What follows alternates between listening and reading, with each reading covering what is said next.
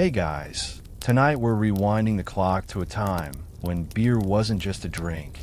It was your ticket to the afterlife. Picture this. You're standing in the sweltering heat of ancient Thebes, watching workers lug clay jars of frothy, golden brew into a tomb. But this isn't some raucous pre-funeral party. It's a sacred ritual. The Egyptians believe you'd need that beer way more in the next life than you ever did in this one. And honestly, if you tried drinking their brew today, you probably wouldn't survive the hangover. Before we dive in, hit that like button and subscribe if you're ready to time travel to the land of pyramids and sacred brews. No pressure though. Pharaohs didn't force offerings, and neither will I. And hey, toss a comment below with your current vibe. Are you wrapped in blankets, sipping tea, or secretly hoping this beer talk makes you dream of ancient taverns? Now let's set the mood. Lights low, screens dimmed, and if you got a drink nearby, well, let's just say the Egyptians would approve. Ready to unravel the secrets of history's most spiritual happy hour? Let's begin. Beer in ancient Egypt wasn't just a drink, it was currency. Imagine burying a six-pack with your grandma, so she could pay her way through the underworld. That's essentially what they did, except their six-packs were giant ceramic jars, and the beer inside was thick enough to chew. Historians still argue whether it tasted more like sourdough soup or liquefied bread. Spoiler, probably both. But one thing's clear. If you died without a beer stash, you were in for a rough eternity. The oldest evidence of Egyptian brewing dates back to 5000 BC, long before the pyramids. And here's a quirky tidbit. Some tombs had fake beer jars painted on the walls, like a metaphysical note to the gods. Because even in the afterlife, bureaucracy found a way. You're kneeling in the hot sand outside an Egyptian temple, watching priests pour beer over an altar as the scent of roasted grain and honey fills the air. This isn't just a sacrifice, it's a cosmic transaction. The gods demand payment, and beer is the preferred currency. But why beer? The answer lies in one of Egypt's most dramatic soap operas, the murder and resurrection of Osiris. According to legend, when Osiris was killed and dismembered by his jealous brother Set, his wife Isis used beer-soaked barley to help reassemble him. This divine CPR session made beer sacred, a liquid capable of restoring life itself. Historians still argue whether this myth directly influenced brewing practices, but one thing's clear. Every time Egyptians drank, they were reenacting this miracle. The temple breweries operated like divine speakeasies, with priest brewers working in sacred spaces forbidden to outsiders. Here's a mainstream fact that'll change how you see religion. These holy men weren't just praying. They were running what might be history's first state-sanctioned brewpub. The gods' offerings were often redistributed as wages, making this the original communion-to-cash pipeline. Now, for the quirky bit. Some temple murals show gods holding what look like giant beer straws. These weren't for show. Egyptians actually filtered their beer through reed straws to avoid the chunky sediment at the bottom. Imagine sipping your IPA through a boba tea straw, and you'll get the idea. As the sun sets over the Nile, workers line up for their daily ration. 4 liters of this holy brew. That's right, pyramid construction was essentially powered by the world's oldest employee drinking program. Tomorrow we'll see how they turned moldy bread into this divine cocktail. But for now, picture those straws rising and falling in unison as an entire civilization drinks its way to immortality. The morning sun beats down as you step into the sacred brewery attached to the Temple of Hathor, goddess of drunkenness. The air is thick with a yeasty aroma of fermentation and the rhythmic chanting of priest brewers. These aren't your average bartenders. They're holy men performing what they believe to be alchemical magic, turning simple grains into the elixir of eternal life. You watch as a brewer kneads a batch of half-baked barley bread, his hands moving with ritual precision. This isn't ordinary dough. It's the secret starter for their beer. Historians still argue whether the Egyptians intentionally malted their grains or just got lucky with airborne yeast. But the process was shockingly sophisticated. The partially baked beer bread would be crumbled into vats of Nile water, where natural fermentation would work its magic over days. Here's a mainstream fact that'll impress your beer-loving friends. Egyptian brewers were essentially early chemists, maintaining pure yeast strains centuries before Pasteur. Archaeologists have found hieroglyphs that essentially read like lab notes. Day 3. Bubbles good. Smells sweet. Now for the quirky tidbit that proves truth is stranger than fiction. Some temple murals show brewers blowing into vats through long tubes. While some scholars think this was to oxygenate the brew, others believe it was a ritual act, literally breathing life into the beer, just as the gods had breathed life into humans. Imagine your local microbrewery trying that technique today. As you leave the brewery, you notice workers loading amphorae marked with the Ankh symbol. These blessed batches are destined for royal tombs. The head brewer catches your eye and winks as he slips a date into his personal batch. Tomorrow we'll uncover why this sweet secret made Pharaohs beer the ancient equivalent of barrel-aged bourbon. For now, the sacred vats bubble softly, their contents transforming grain into godly nectar, one miraculous fermentation at a time. The scorching midday sun reflects off a massive clay vat as you watch a team of brewers dump baskets of overripe dates into the murky liquid. This isn't dessert. It's the ancient Egyptian equivalent of a brewmaster's secret weapon. As the sticky fruit dissolves into the fermenting mixture, you realize you're witnessing the birth of what might be history's first craft beer innovation. The date syrup wasn't just for sweetness. It was nature's perfect fermentable sugar, capable of bumping alcohol content to a staggering 10% ABV. While commoners drank the standard 3 to 4% table beer, Pharaohs Reserve batch packed enough punch to make even a god think twice. Historians still argue whether this was intentional or a happy accident, but records show temple brewers carefully guarded their date sources like modern vintners protect their grape varietals. Here's a mainstream fact that changes everything. Chemical analysis of tomb residues proves the Egyptians mastered multiple beer styles. Light golden brews for daily drinking, dark roasted barley versions for ceremonies, and those infamous date-enhanced special editions for the elite. Some amphorae even show hieroglyphic ABV indicators, though they probably read more like strong enough to see half their smile than precise percentages. Now for the quirky reality check. Egyptian beer was almost certainly chunky. Workers would strain it through linen cloths, but you'd still get bits of bread, dates, and who knows what else floating in your cup.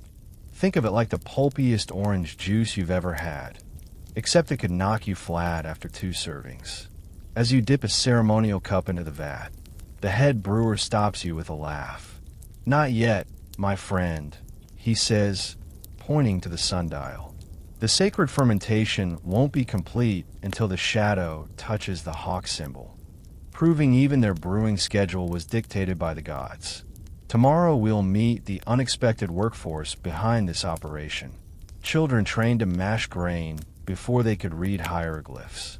The first light of dawn creeps across the brewery floor as a line of children no older than 10 file in, their small hands already calloused from daily grain mashing. You watch as they climb onto step stools to reach the towering vats, plunging their arms elbow deep into the steaming mixture. This isn't some Dickensian nightmare. It's standard practice in Egypt's sacred breweries, where tiny hands were considered perfect for the delicate work of separating hulls from softened barley. The children work in rhythm, singing hymns to Tenenet, the goddess of beer, as their fingers tear apart the soggy mass. Historians still argue whether this was seen as vocational training or religious education, but tomb paintings show entire families involved in brewing, with toddlers playing near the vats as their older siblings work. Here's a mainstream fact that might surprise you. These children weren't slaves, but children of temple workers learning the sacred craft, the ancient equivalent of growing up in a family-owned microbrewery. Now for the quirky detail that'll make you cringe. The heat in these breweries was so intense that workers often went shirtless, their sweat mingling freely with the mash. While modern hygiene standards would shudder at the thought, Egyptians believed human perspiration contained life force that could aid fermentation.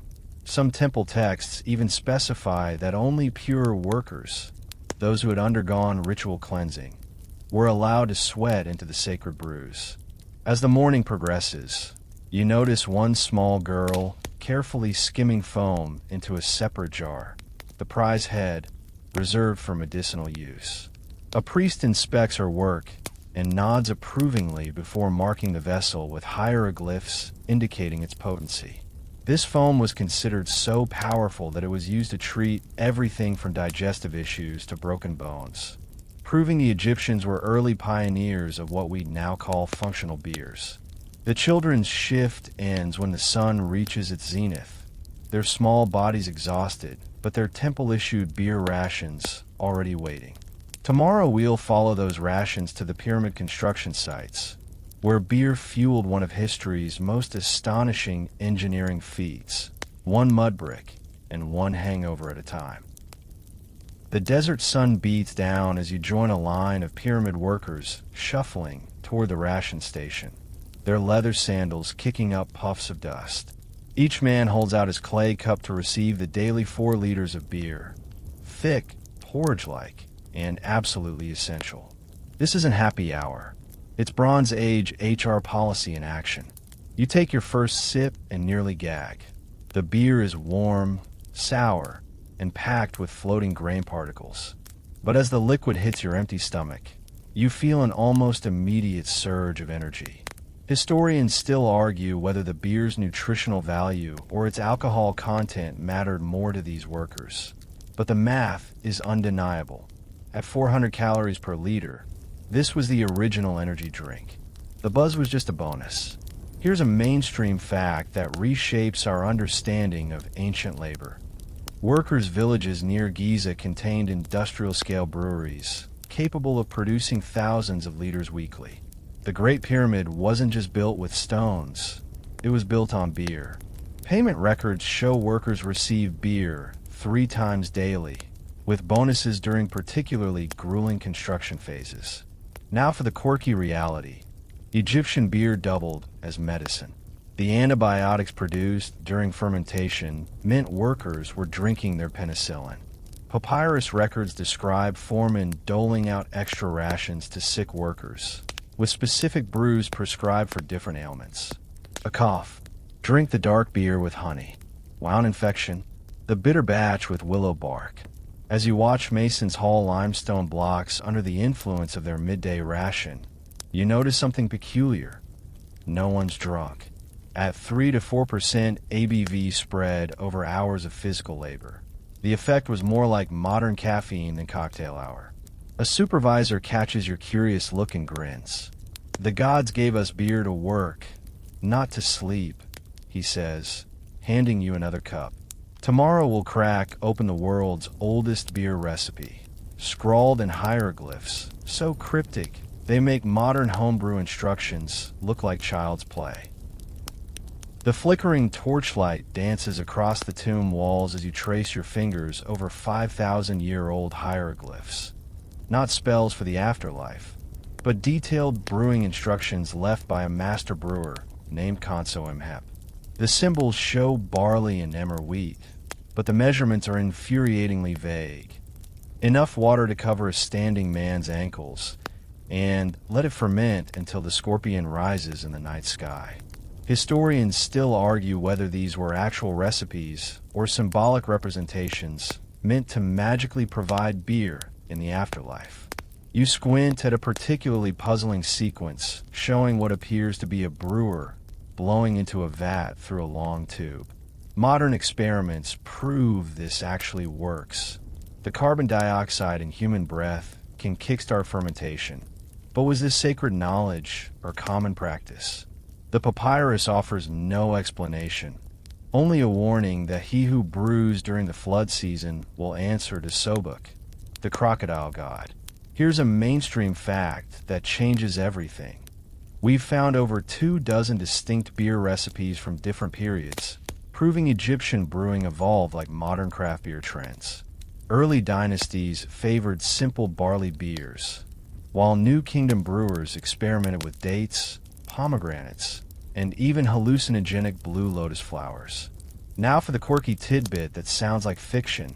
Some tomb texts describe beer dreams induced by special ceremonial brews. Priests would drink these potent mixtures before sleeping in temples, believing the visions they received were divine messages. One recovered journal describes a brewer dreaming of a giant cat stirring the heavenly vat, which he interpreted as instructions to use warmer water. As your torch begins to sputter, you notice something astonishing. Tiny yeast cells preserved in the tomb's dry air, possibly descendants of the original brewing strains. Tomorrow we'll meet the modern scientists resurrecting these ancient microbes to recreate drinks not tasted since the age of the Pharaohs. A modern laboratory's sterile glow replaces the torchlight as you watch microbiologists in gloves and masks hover over an ancient beer jug from Tutankhamun's tomb. Using micropipettes, they carefully extract black, crusty residue along the interior. A 3,300-year-old yeast party frozen in time. The lead scientist grins as she places a sample under the microscope, revealing tiny oval cells that may have fermented beer for a pharaoh. These researchers aren't just studying history, they're reviving it. By painstakingly rehydrating and feeding the dormant yeast, they've brought strains back to life that haven't bubbled since the Bronze Age. Historians still argue whether these are truly the original brewing yeasts or later contaminants, but DNA sequencing shows markers distinct from modern strains. When the team brewed a test batch, the result was tart, funky, and, according to one taster, like drinking a pyramid shadow. Here's a mainstream fact that bends time. Some breweries are now using these resurrected yeasts in limited edition beers. Imagine sipping the same strain that might have fueled the workers who dragged obelisks. The ultimate historical reenactment. Now for the quirky twist. The yeast isn't the only microorganism surviving in these vessels.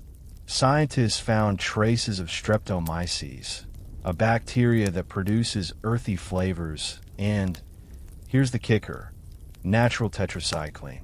This means Egyptian beer may have literally been medicinal, delivering antibiotics millennia before Fleming discovered penicillin. No wonder they called it the elixir of life.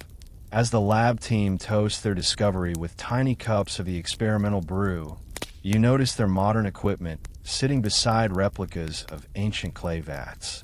Tomorrow's experiment, testing whether the original fermentation vessels contributed unique flavors from their porous clay, a theory that could rewrite the book on terroir. The scent of wet clay and fermenting grain fills the air as you enter a recreation of an ancient Egyptian brewery. Except this one has a twist. Half the vats are authentic porous clay replicas, the other half modern stainless steel, all brewing the same recipe under scientists' watchful eyes. The question on everyone's lips, did those crumbly, unglazed vessels actually give Egyptian beer its distinctive funk? You run your hand along a clay vat's rough interior, where countless microscopic nooks and crannies harbor wild yeast like a 5,000-year-old sourdough starter. Early results suggest these vessels weren't just containers. They were living ecosystems. Each batch would pick up flavors from previous fermentations, creating house flavors as distinct as modern breweries' signature strains. Historians still argue whether this was intentional terroir or happy accident, but records show certain temples were renowned for their beer's unique taste profiles. Here's a mainstream fact that'll change how you think about ancient tech. Chemical analysis shows some amphorae were lined with resin from pistachio trees. This wasn't just waterproofing. The resin added piney notes that balance the beer's sweetness, making it the Bronze Age equivalent of barrel aging. Now for the delightful weirdness. Some temple murals depict brewers seasoning new vats by filling them with specially brewed beer, then dumping it as an offering to Hathor. Modern brewers trying to replicate this process report the discarded beer develops a bizarre buttery aroma after just 3 days, likely caused by a bacterial strain that today we'd consider a contamination. As the experiment continues, the clay vats develop a pellicle that weird, wrinkly film sour beer lovers adore, while the steel tanks remain eerily clear. Tomorrow we'll explore how Cleopatra might have used this knowledge to create her legendary, and possibly psychedelic, royal reserve. The heavy scent of blue lotus flowers hangs thick in Cleopatra's private brewery as royal alchemists stir a bubbling vat of her infamous divine nectar. This isn't your typical Egyptian beer. This golden elixir glimmers with flecks of crushed lapis lazuli and gives off an otherworldly floral aroma. As a temple priestess pours a small serving into an alabaster cup, she warns you. 1 sip opens the gates of perception. 2 sips, and the gods themselves may speak through you. Historians still argue whether Cleopatra's signature brew contained actual psychoactives, or just had a formidable ABV from triple fermentation. But recent residue analysis found traces of opium poppy, blue lotus, a known mild hallucinogen, and something called African dream root, a cocktail that would make even modern craft brewers raise an eyebrow. Court records describe visiting diplomats needing 3 days to recover after royal tasting ceremonies. Here's a mainstream fact that reshapes history. Cleopatra wasn't just a consumer. She was a legit brewmaster. Scrolls from Alexandria's library credit her with perfecting a pearl dissolution technique where crushed pearls were added to neutralize beer's acidity, creating a smoother drink. Some scholars believe this might be the origin of the phrase, pearls before swine, referencing how foreign delegates couldn't appreciate her sophisticated brews. Now for the quirky tidbit that sounds like a bad trip. Temple murals show cats behaving unusually around certain beer offerings. One fresco depicts felines purring at empty air after lapping up spilled ceremonial brew, while a medical papyrus recommends beer exposed to a cat's gaze for treating melancholy. Whether this was early observation of feline psychedelic reactions or just Egyptian cat worship bleeding into brewing lore remains deliciously unclear. As the priestess seals the sacred vat with beeswax stamped with the queen's cartouche, you notice the liquid inside seems to shimmer even in dim torchlight. Tomorrow we'll explore the downright bizarre sterilization techniques used on commoners' beer, including ingredients that'll make you grateful for modern food safety laws.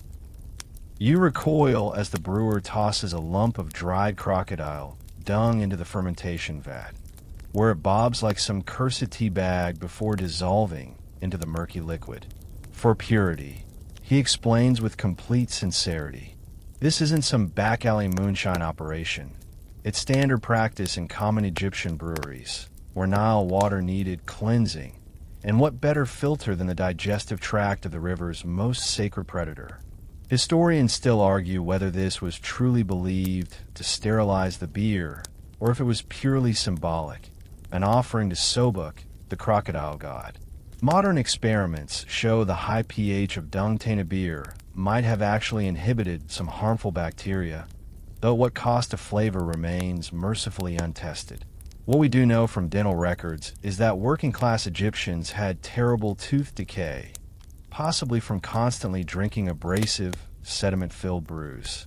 Here's a mainstream fact that's hard to swallow. The dung wasn't even the weirdest ingredient.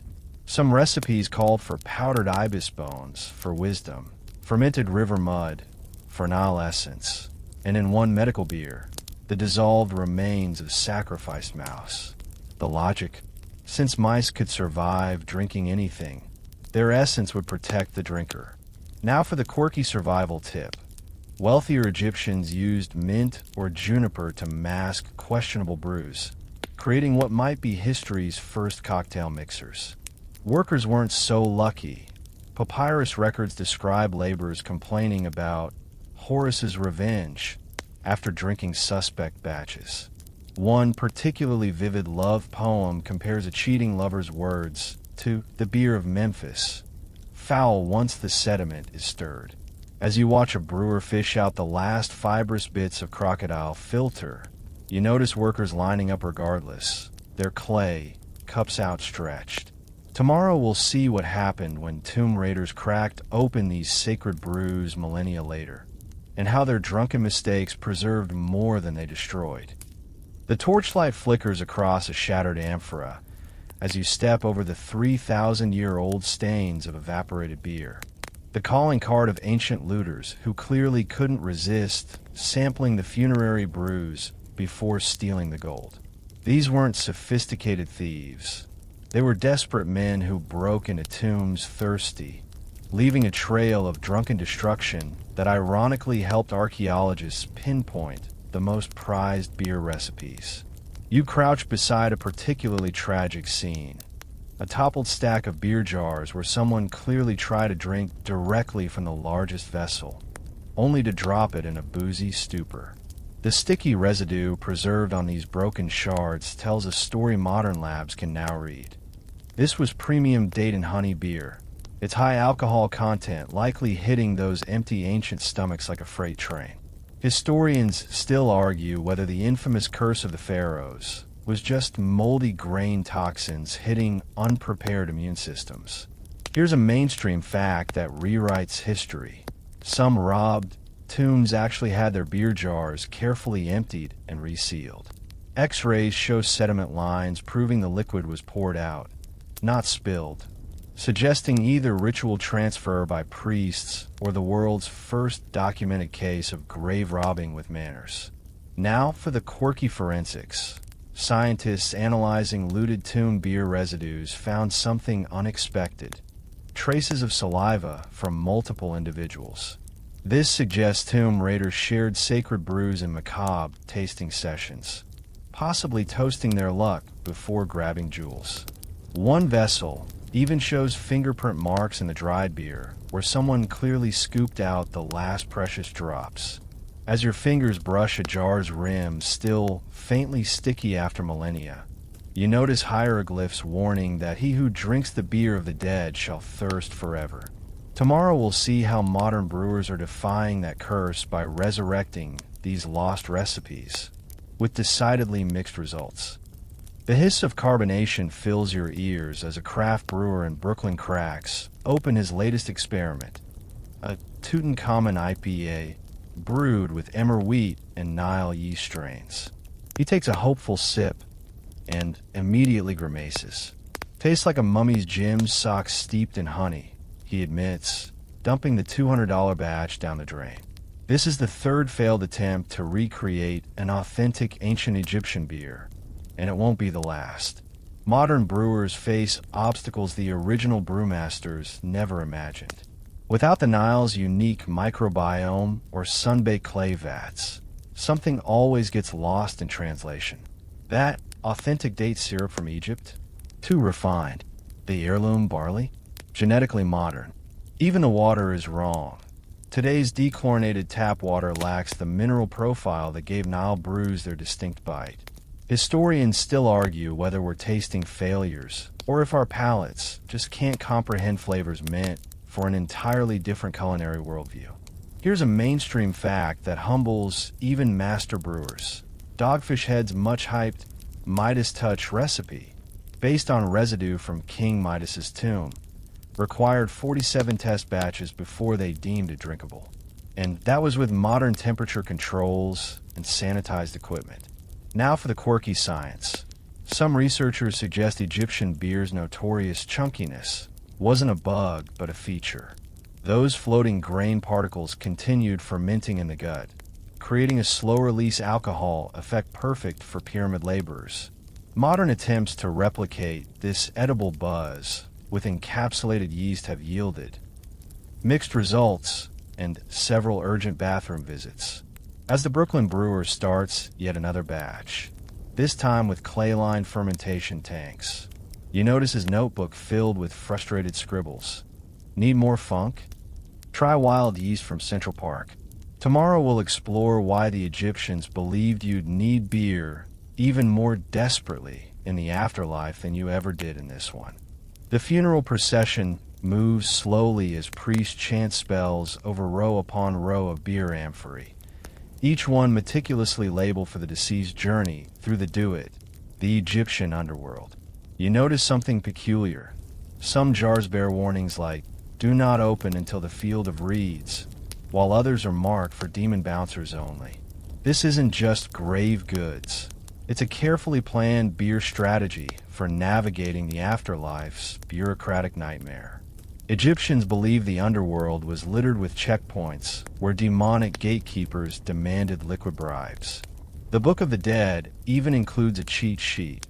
When the snake with 7 heads asks for payment, offer the honeyed beer from jar number 12. Historians still argue whether these were metaphorical instructions or if Egyptians literally expected to encounter tipsy deities. Modern CT scans of sealed beer jars show varying alcohol contents, proof they pack different strengths for different spirit world scenarios. Here's a mainstream fact that changes everything. Tomb beer wasn't meant for the deceased alone. Relatives were expected to pour out monthly offerings, creating a celestial beer subscription service where the living kept the dead hydrated. Failure to maintain these offerings risked ancestors becoming thirsty ghosts, Egypt's version of a passive-aggressive family group text for beyond the grave. Now for the quirky spiritual loophole. Wealthy Egyptians buried beer bricks, concentrated blocks of malt and yeast that could theoretically be reconstituted in the afterlife.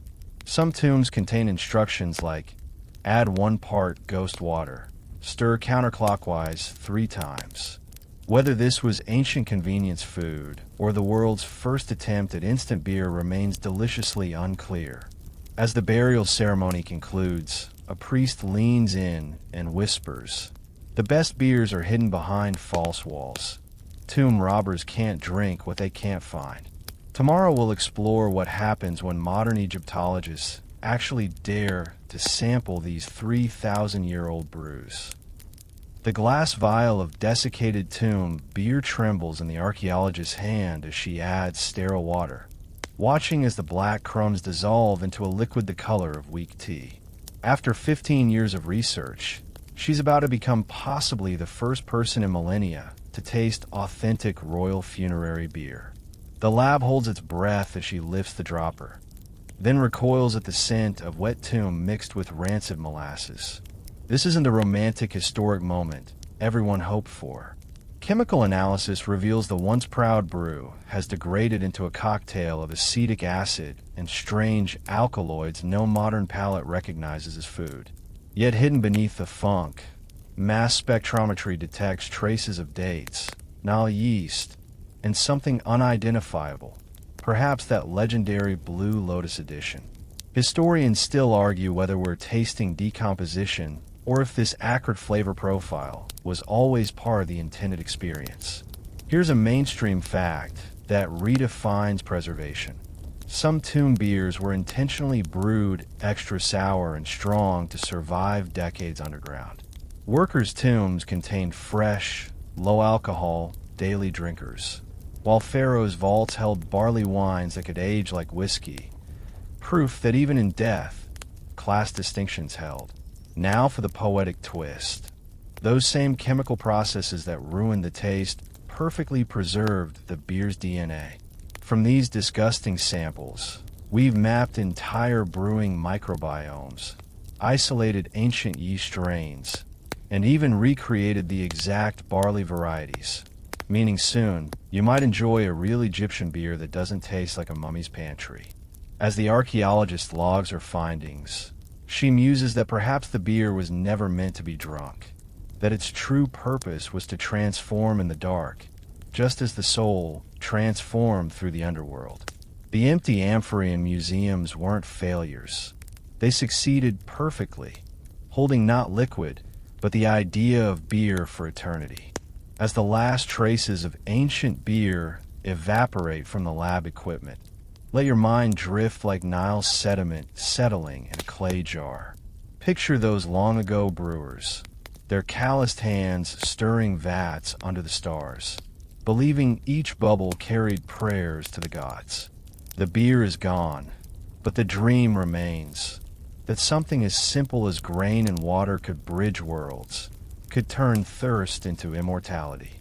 Perhaps the Egyptians were onto something we've forgotten in our age of refrigerated six-packs. Beer wasn't just a drink.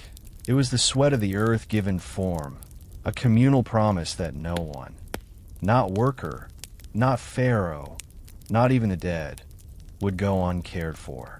Every sip connected them to the cycle of flood and harvest, to the gods and their celestial breweries, to ancestors waiting in the field of reeds.